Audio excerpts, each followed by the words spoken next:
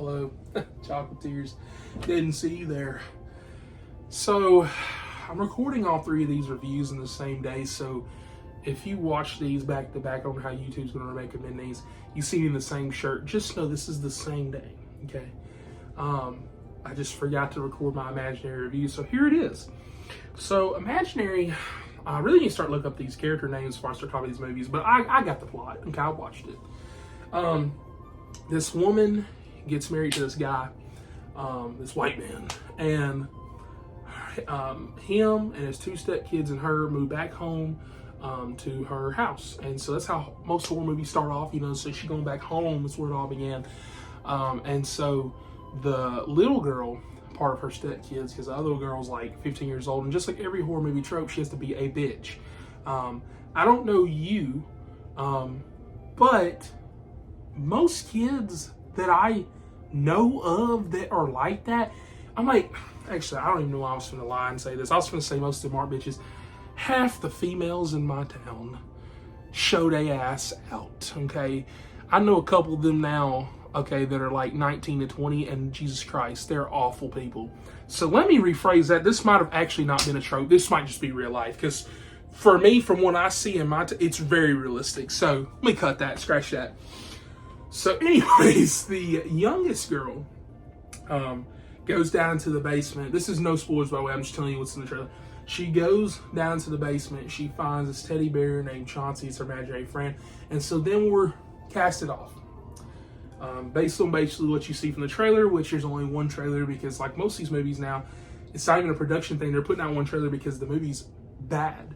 Like I've been noticing that trend. Like Kung Fu Panda, one trailer, okay.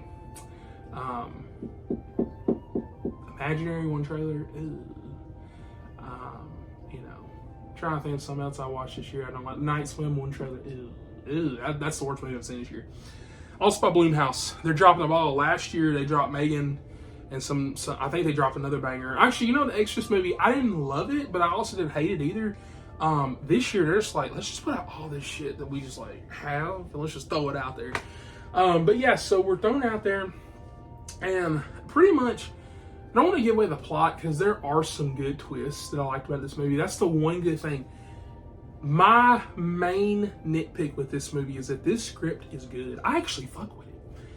You got somebody coming back into the town. They're going back into their house. You got mysterious neighbors. You got imaginary friend stuff. You know, imaginary friends can be scary. You get into the lore, this and that.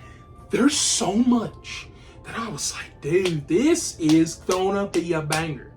No reason for it not to be. Ain't no reason. My God.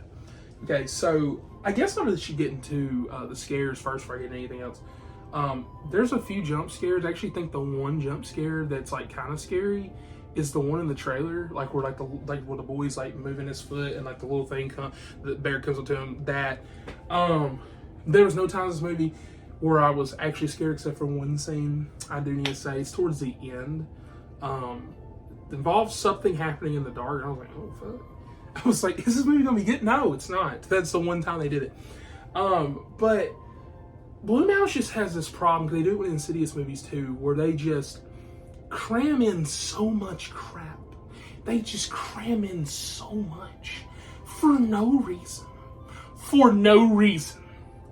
Like, there is an actual scene in this movie where you're like, man, these imaginary friends, like, what's going on, and this and that. And this woman just goes, I'm going to give you the deep rundown for 20 minutes of your runtime, and I'm going to tell you where they come from, what their goal is, the villain's name, every single thing that the villain wants, all this background lore that you didn't even know about until the last 30 minutes of the movie. I'm going to just tell you right now, and also I'm not going to explain to you really how I know until the end in a major twist. Dude, every single Blumhouse movie, like the last Insidious, like they all do this, and then they always go to a mysterious place, and they never explore it. It makes me so mad, because last Insidious movie, I was vibing with. And I don't, keep hearing some creaking, get a little scared, hold up. But I didn't get scared of that movie necessarily. There's a few scenes that are kind of scary in that last Insidious. But what really got me and pissed me off about that movie was just the fact that you had so many times, like where they go into the red door, and you get into, you know, the little demon dude, I can't think of his name, man with the red face, and you get into all that stuff, but like you don't show any more of it. And it's kind of the problem here. Like it's like, and this was in the trailer. You know, like when you get into like this fairy tale world and this thing, you're like, okay, there's all these doors and stuff. They don't really get into anything except for like one or two things. Like it's like, I'm not saying you need to explore all this deep dive lore. Like save this for sequels. I get you want to flesh stuff out, but it's like, don't hype up this place and then get me here and we only go to like 2 places and everything else looks the same. Like it's just boring. Like I said, like it's like the red face man. They're like, oh, here's his lair, here's this and that. They don't get into why he gets people. They don't get into this and that. They don't get into other places how it looks. Like I said, they just go there. You're here for 5 to 10 minutes, and then you're gone, and then the movie ends, and that's just it. And I'm just kind of tired of it, you know.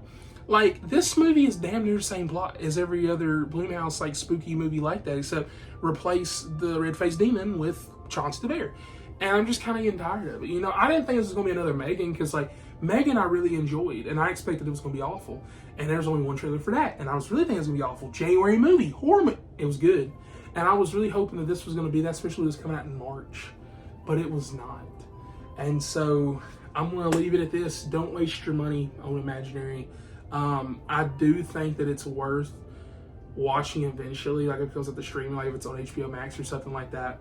But outside of that, I really don't recommend. Like, you've got too many good movies like Love Lies Bleeding's out, Dune Part 2's out. Some places are still showing like Beekeeper and stuff like that. Like, go watch anything else. Even Mean Girls I vibed with. I didn't love it, but it was still good. It's on Paramount. Go watch that. Save your money.